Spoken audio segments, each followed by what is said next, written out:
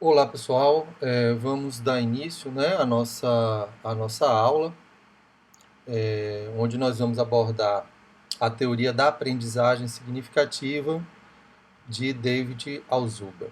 Tá? Esse material é um material adaptado da professora Cibele Celestino Silva, do Instituto Federal e da USP também. Tá? Então está disponível, tem um endereçozinho onde eu indico aí a fonte. Tá? E aí eu fiz alguns ajustes e algumas adaptações para atender aí algumas questões do nosso curso. Então, vamos lá? Então, só para a gente começar mesmo, né? O Alzheimer ele é bastante conhecido, né? Sobretudo aí na psicologia da educação, na psicologia de modo geral, no campo da educação. Então, foi um médico e psicólogo estadunidense, né? Ele faleceu em 2008, então é contemporâneo, e sua contribuição tem ainda um grande vigor, né? Tem inspirado aí uma série de trabalhos, como é o caso, por exemplo, dos estudos que vão desaguar na questão dos mapas conceituais mentais, os mapas cognitivos que a gente não vai explorar aqui, mas enfim, que o novo aqui é que vai trabalhar isso. Então, o Alzheimer tem uma importância muito grande, né? E ele está muito assentado aí no campo da cognição, mas de um modo assim muito particular, né? É chamada psicologia cognitiva, mas de um modo muito particular. Então vamos lá. Para o Zubel, existem três tipos gerais de aprendizagem, né? A psicomotora, que envolve respostas musculares adquiridas através de treino e prática, né? É a própria formação do hábito aí do ponto de vista motor, né? Tem a ver, por exemplo, com os treinos que envolvem manuseios, né? Como, por exemplo, a aprendizagem de condução, ou a aprendizagem de tocar um instrumento musical, ou mesmo de você pegar um garfo, uma faca, né?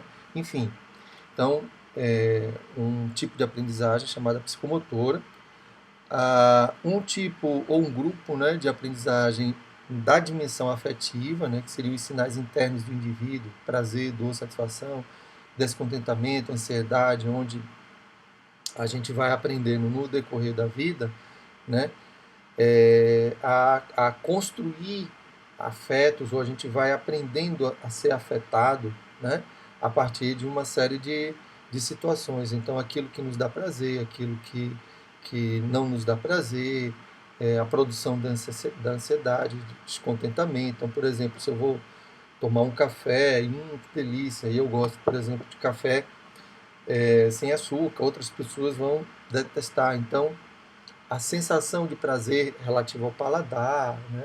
Ou os gostos, né? Enfim, e aí o campo afetivo ele é realmente vasto.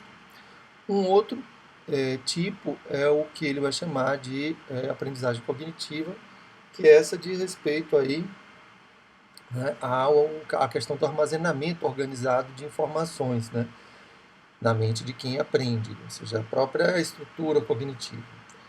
Então, esses três tipos, eles não se dão de forma independente, eles se dão de forma interdependente. Então, não tem como você desconectar uma aprendizagem motora da afetiva, da cognitiva e vice-versa. Tá? Então, é só, em linhas gerais, é um construto dele. Né? Então, vários outros teóricos, o próprio Piaget, o Vallon, o Vygotsky, também vão identificar essas dimensões ou características ou agrupamentos, né, de aprendizagem ou do desenvolvimento, que alguns vão falar de desenvolvimento, no caso do Alzheimer não, de aprendizagem. Então, a teoria do Alzheimer, né, trata da aprendizagem cognitiva, então, dentro daqueles três tipos, ele trata da aprendizagem cognitiva na perspectiva significativa, embora reconheça a importância das outras. Tá? Então, isso que é o pulo do gato aqui para a teoria do Alzheimer, e que vai ser fundamental para a gente entender a questão dos mapas conceituais e mentais, tá? Então, o Zubel ele baseia-se na premissa de que existe uma estrutura cognitiva em constante mutação, tá? Então, esse é um outro ponto muito importante, porque a aprendizagem do tipo cognitivo, né, assim como as outras também, né, se dá mediante uma estrutura cognitiva que o tempo todo está se formando, se reestruturando, se reorganizando, e é justamente, né, a ideia de aprender que está ligada à capacidade de mudar, de reestruturar, né, de reestruturação cognitiva, de mudança cognitiva. Então ele vai estudar justamente isso, como é que essas mudanças se dão, ou como é que essas reestruturação se dão de um modo mais efetivo ou menos efetivo. Então, para ele, a aprendizagem é a organização e integração de informações significativas na estrutura cognitiva do aprendiz, né? Então, a gente pode observar aí também uma influência, né, diria, da teoria do Piaget, né? Ou quando o Alzheimer fala de organização e integração de informações. Acho que tem uma influência aí do Piaget. Mas o que interessa aqui é que essa organização e integração de informação, ela não se dá simplesmente de um modo mecânico, né? Não é só a gente se deparar, né, ou ser apresentada uma informação nova, que necessariamente vai haver uma organização, uma integração dessa informação às outras informações. Aí é que está a questão do significativo. Quer dizer, para que isso aconteça, é necessário que haja uma significância, uma importância, né? Uma ligação, né? Uma relação, um significado daquela informação para que, de fato, haja uma organização, uma integração, ou seja, para que ela faça parte, né, da estrutura cognitiva e que reorganize, né, que dê vazão, né, que dê seguimento, dê dinâmica a essa mutação, a essa mudança da estrutura cognitiva, que é o que representa, portanto, a aprendizagem.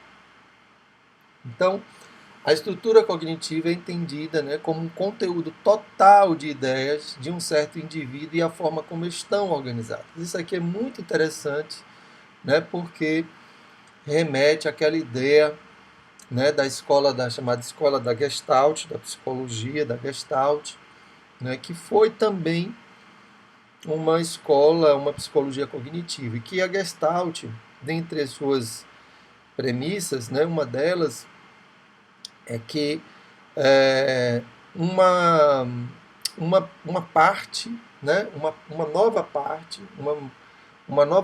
ela reconfigura o todo, né? Ou, dito de uma outra forma, né, que o todo é sempre maior que a soma das partes. Quer dizer, na medida em que você introduz, por exemplo, um objeto novo num espaço, né, aquele espaço muda sua configuração, ele já não é mais o mesmo e ele não pode ser entendido como a soma das partes, né? Então, por exemplo, se eu tenho numa sala, por exemplo, se eu tenho cadeiras, se eu tenho mesas, eu tenho um sofá, e aí de repente eu coloco uma cortina, ou eu coloco um jarro, né? A experiência daquele espaço é completamente diferente. Quer dizer, a introdução de um objeto, só estou dando um exemplo, tá, gente? A introdução de um objeto muda completamente a configuração do todo, né? E esse todo ele não pode ser entendido, né, simplesmente como a soma, a simples soma das partes. Então, é mais ou menos isso aí que o Alzheimer ele traz quando ele entende que a estrutura cognitiva, né, é como um conteúdo total de ideias, né, e que tem a ver com uma organização dessas ideias, né, uma estruturação dessas ideias, e que a introdução de uma nova informação reconfigura, né, esse todo. O Ausubel, ele vai falar, sim, né, também da aprendizagem mecânica, né? Então é a aprendizagem de novas informações com pouca ou nenhuma associação a conceitos relevantes na estrutura cognitiva. Não há interação entre a nova informação e aquela já armazenada, né? Então é o que, é claro que não é exatamente isso que o Paulo Freire falava de educação bancária, ele estava se referindo, trazia também outras questões, né? Tem uma riqueza no conceito de educação bancária, mas de alguma forma, né, toca também naquilo que o Paulo Freire falava de educação bancária. Então essa aprendizagem mecânica é aquela onde simplesmente, por exemplo, quando o professor ele deságua, né, as informações na sala de aula, né? Ele chega lá e simplesmente deságua, né? Então, ou também na relação, né, que o estudante às vezes tem com a informação, simplesmente de consumir, né, aquela informação, né? Então é o que a gente chama hoje de ensino fast food, né? Ou de aprendizagem fast food. Então seria isso que o Alzheimer chama de aprendizagem mecânica, né? Que ela tem uma baixa efetividade, né? Não é que necessariamente ela é completamente ineficaz, mas ela tem uma baixa efetividade. Tá? E a aprendizagem significativa, né? Que aí é onde a gente vai se deter mais, né? Onde a gente vai mergulhar um pouquinho, tá? Então, o processo, né, aprendizagem significativa, né, o processo através do qual uma nova informação relaciona-se com algum aspecto relevante da estrutura de conhecimento do indivíduo.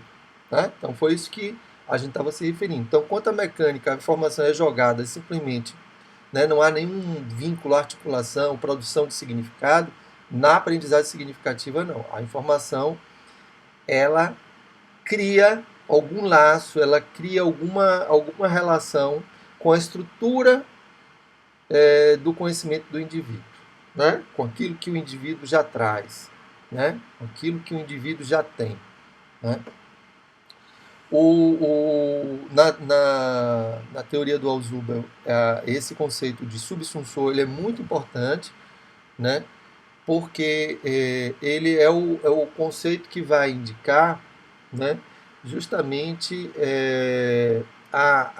o elo, né, a ligação, o vínculo, né, a prega entre uma informação e a outra. Quer dizer, como é que se dá, né, essa relação do conhecimento com a estrutura do conhecimento do sujeito. Como é que se dá a nova informação com a estrutura do conhecimento do sujeito, né? Como é que isso se engancha, né? Como é que isso se liga, né?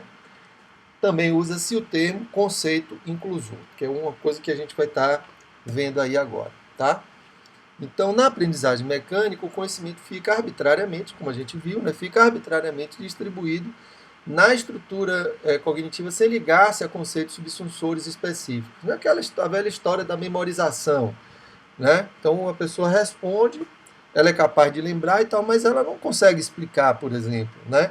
Ela não reflete, né, sobre aquilo que ela memorizou. Tá?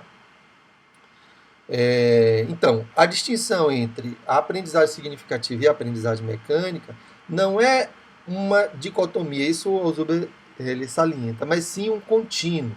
Né?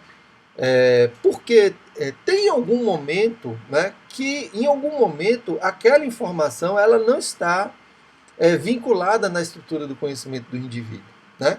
Então, não é que existe uma ruptura, mas existe um contínuo. Quer dizer, em algum momento no processo de aprender, a informação que é apresentada, em algum momento, ela, de fato, ela não está vinculada ainda, ela não está absorvida, ela não está incorporada, né? Ela é estranha ainda, né? Ela é apresentada ao sujeito, mas ela ainda é alheia, né, à estrutura de conhecimento desse sujeito. E ela, gradativamente, ela vai sendo incorporada, né, e aí a significância vai sendo produzida. tá? E que é essa passagem que nos interessa, né? Porque o que nos interessa é a aprendizagem significativa, é a aprendizagem que transforma, né? É a aprendizagem que o sujeito ele vai produzir conhecimento. Então, é esse tipo de aprendizagem que a gente está interessado. Então, é uma aprendizagem, portanto, né, voltada para a aprendizagem no dia a dia e na sala de aula. Aprendizagem significativa. Né? Então, o fator mais importante na aprendizagem é aquilo que o aluno já sabe. Isso é muito importante, porque, digamos assim, é quase que um primeiro passo, né, para a gente trabalhar aquela passagem da aprendizagem mecânica para a aprendizagem significativa. Porque quando o professor, por exemplo, ele apresenta uma informação nova sobre um conteúdo de uma disciplina e tal, né, o aluno ele tem uma vivência, ele já tem uma experiência de vida que pode não ser tão complexa do ponto de vista de conceitos, de conhecimentos mais acadêmicos, mas o aluno já traz. Né? Mesmo que ele não saiba ler e escrever, mas ele tem uma experiência de mundo. Né? Ele tem um background de informações, né? Ele tem um repertório, né, verbal. Né? Então, é muito importante a gente conhecer o nosso aluno. Né? O que é que ele sabe, o que é que ele conhece, quais são suas experiências, porque é a partir daí que a gente pode estar facilitando, né, essa aprendizagem significativa. Tá? Então, voltando aqui, Então, novas ideias podem ser aprendidas na medida em que conceitos relevantes e inclusivos estejam claros e disponíveis na estrutura cognitiva significativa do indivíduo. Né? É o que a gente chama aí de ancoragem de conceitos, ou seja, conceitos significativos. Então, quando o professor conhece um pouco, né, não é fazer nenhum estudo, uma anamnese aí da vida de todos os alunos, conhece um pouco, né, dos interesses do aluno, né, enfim, do que ele já sabe sobre aquele determinado tema ou assunto, tá? Fica mais fácil para o professor estabelecer a ancoragem de conceitos, né? Ou seja, de contextualizar aquilo que o professor vai trazer como uma nova informação, né?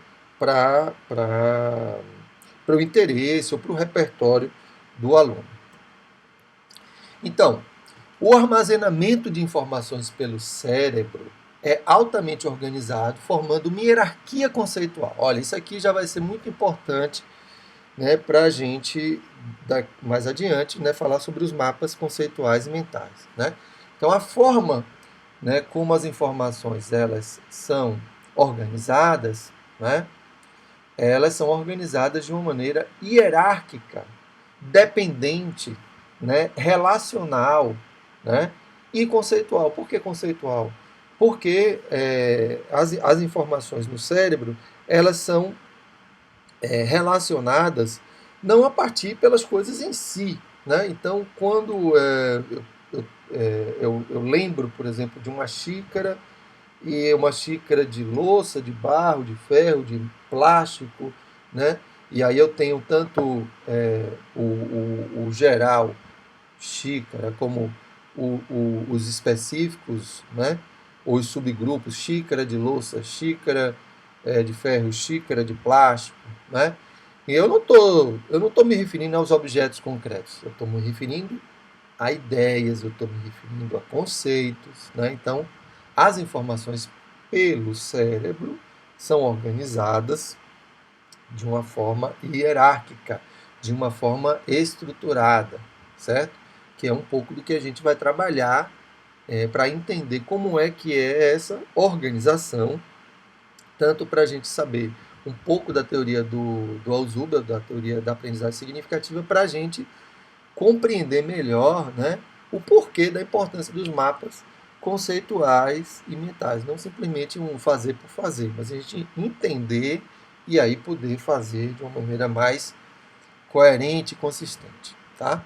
Então, a experiência cognitiva ela é igual ao processo de interação que, por sua vez, né, diz respeito à ancoragem, mais modificação, mais assimilação. Ou seja, a experiência cognitiva, né, ou seja, da gente conhecer, da gente aprender, tem a ver com esse processo de interação. Tem a ver como é que essas informações elas vão se estruturando. Como é que elas se estruturam?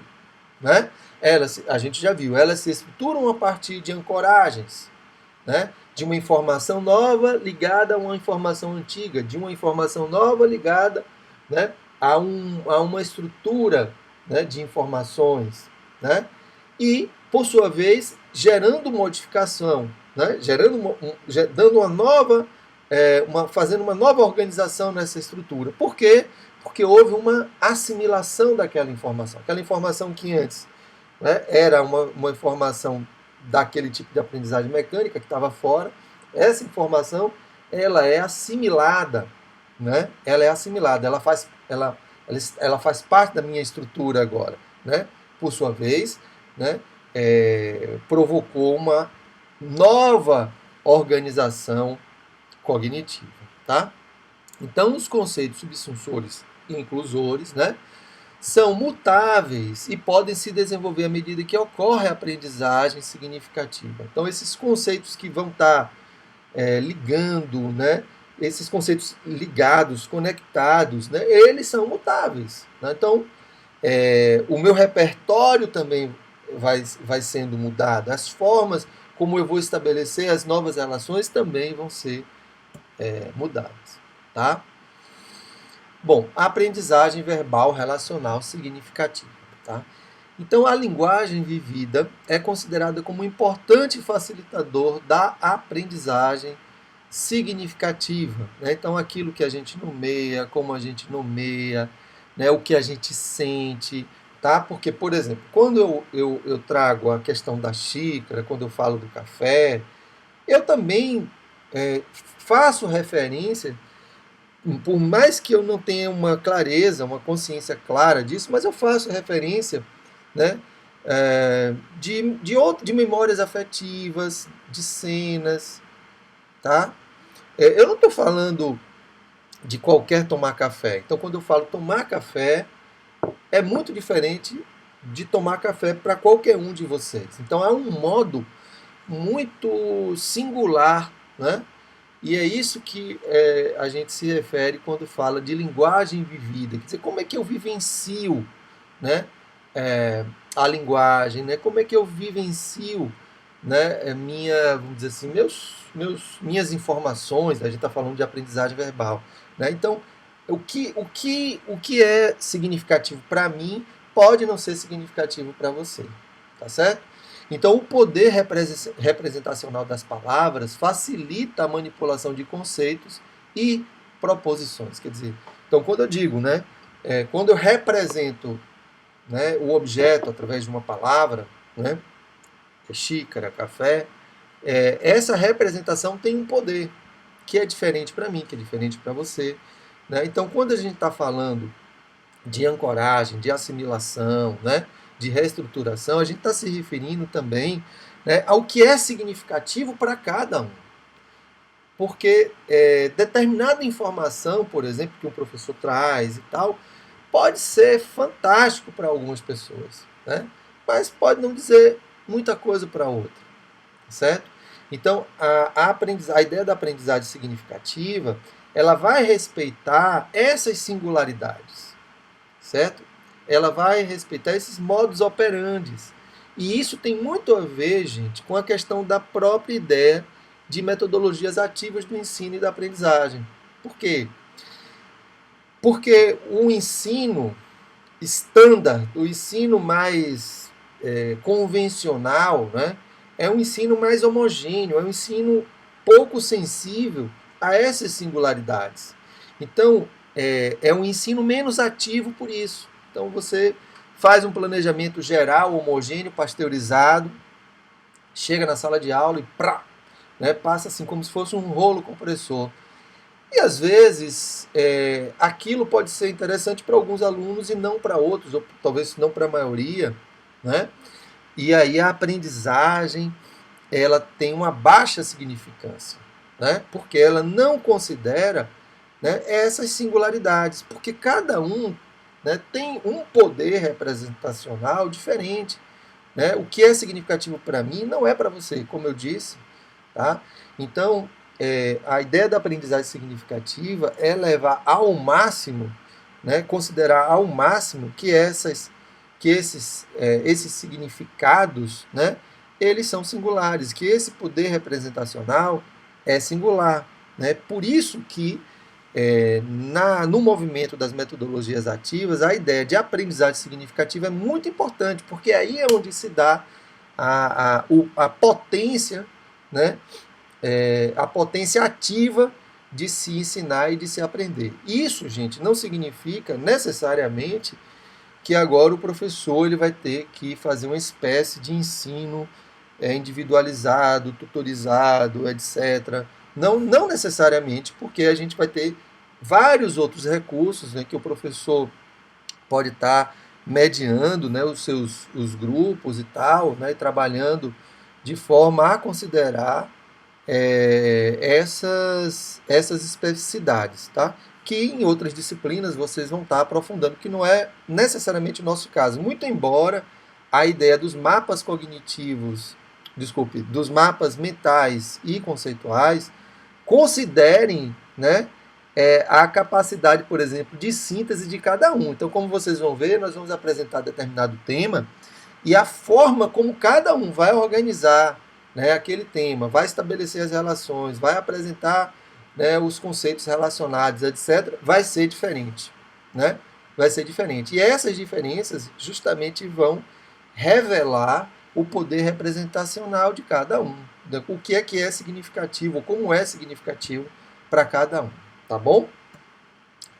Bom, então a aprendizagem significativa, né, como assimilação cognitiva, né, que é um ponto aí que o Alzheimer trouxe, que a gente já falou.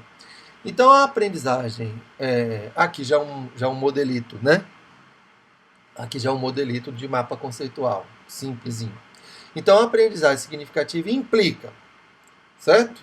Implica numa estrutura cognitiva prévia do aluno, que a gente falou do repertório verbal, né, do background, né, daquilo que o aluno já sabe. Então, implica numa estrutura cognitiva prévia. Ninguém é uma tábula rasa, certo? E implica em um conteúdo a ser aprendido, certo? Bom, a inclusão, a ideia de um conceito, né, a inclusão obliteradora é justamente essa conexão entre uma estrutura cognitiva prévia e o conteúdo a ser aprendido. A estrutura cognitiva prévia leva ao processo de assimilação mútua. O conteúdo a ser aprendido leva ao processo de assimilação mútua. Ou seja, né, a nova estrutura cognitiva se dá pela assimilação, né, onde aquele conteúdo aprendido ele foi assimilado, né, e de uma certa forma, né, uma nova estrutura cognitiva, quer dizer, houve uma reestruturação cognitiva. Tá? Esse é um modelinho bem simples, mas que basicamente é isso que nos interessa, ou seja, a aprendizagem significativa, ela leva em consideração, né, uma estrutura já existente e uma novidade. Tá? E para que haja a inclusão obliteradora, né, essa relação ela tem que existir. A assimilação ela precisa existir. E ela só vai existir à medida em que ela for significativa. Né? Que é onde a gente assimila aquele conteúdo novo, ou seja, aquele conteúdo a ser aprendido. Então, conceitos mais relevantes e inclusivos interagem com um novo material, abrangendo e integrando este material e, ao mesmo tempo, modificando. Né?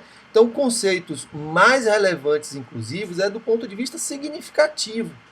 Né? Aquilo que mais me interessa, aquilo que me desperta, aquilo que mexe comigo, né? Aquilo que eu consigo me aproximar, aquilo que vai fazer sentido para mim. Tá? Os conceitos subsunsores são mutáveis e podem se desenvolver à medida que ocorre a aprendizagem significativa. Isso aí como a gente já viu. Tá? Então, as vantagens da aprendizagem significativa. O conhecimento, ele é retido e lembrado por mais tempo, porque, gente, porque é significativo, certo? Se a aprendizagem significativa é uma aprendizagem que transforma, né? É a verdade, a gente poderia dizer assim, é até redundante dizer que a aprendizagem é significativa, porque a aprendizagem mesmo ela tem que ser significativa, ela tem que ser transformadora, né? Portanto, retida e lembrada por mais tempo, né? Ela facilita também novas aprendizagens, porque é como se você embarcasse em um fluxo, né, de interesse de aprender, né? Então, à medida em que você assimila novas informações, você fica mais apto a assimilar outras informações naquele fluxo, né, de significado, tá? Facilita que a aprendizagem ocorra novamente em caso de esquecimento, entre aspas. Quer dizer, à medida em que a informação ela pode, a depender do transcurso da vida do sujeito, ela pode ir se tornando mais opaca, né? Quer dizer, ela vai enfraquecendo, né? Mas mais facilmente ela pode ser recuperada, tá? Então são aprendizagens que ela tem uma pregnância, a aprendizagem significativa tem uma pregnância muito grande. Então, deixa eu passar aqui.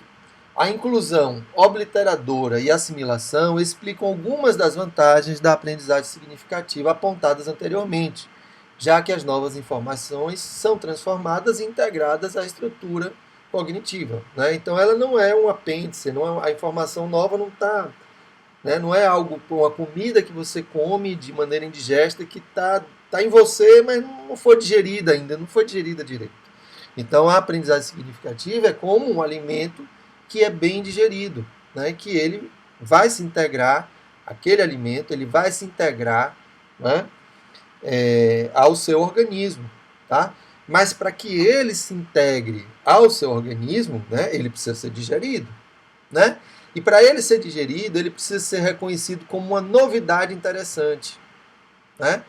É importante que seja uma novidade, mas que seja interessante, né? Que tenha interesse, né? Que seja significativo, né? Então a informação se dá do mesmo jeito. Então a aprendizagem significativa, né? Ela aumenta, né, a capacidade da estrutura cognitiva de receber novas informações, tá? Então à medida em que a gente vai ampliando o nosso repertório, nós também vamos ampliando mais ainda a capacidade de aprender, tá?